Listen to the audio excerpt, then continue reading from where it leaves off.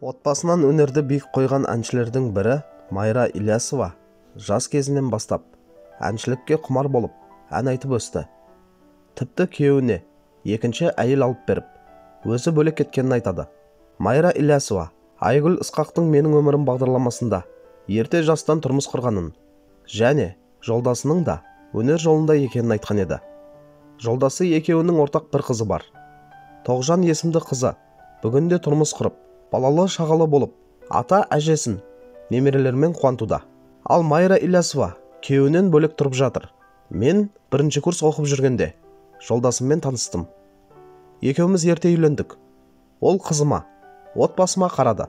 Мен үнемі гастрольдік сапармен жүрдім. Бір айлап, 40 күндеп кететін едік. Сөйтіп жүргенде маған ешқашан тыйым салған емес. Үйде отыр, тамақ істе деген емес. Қызыма өзі қарады, үйге өзі қарады. Мен өнерге өзімді арнаған адаммын. Өнерді тастай алмадым. Үйде отыра алмадым. Солай жүргенде мен бұның дұрыс емес екенін білдім. Жолдасым балажан еді. Ол баланы жақсы көретін. Оған екінші әйел ал дедім. Ол бала туып берсін дедім. Мен бөлек отбасы болып отырамын дедім. Мен өзім рұқсат еттім.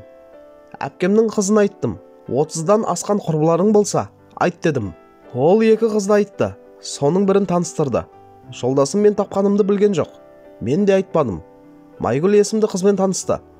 Оның аты да саған ұқсайды. Туған күні де бірдей, руы да бірдей екен деп мені жұбатып жатыр. Кейін менің таныстырғанымды білгенде ренжіді. Бірақ қазір бірге. Олды болды. Ол 10 жастан асты. Барып тұрамыз. Олар бізге келеді. Майгүл маған келін секілді. Қызыма да бәрін түсіндіріп айттым. Ол психологиялық жарақат алған жоқ. Махаббат мәңгі емес.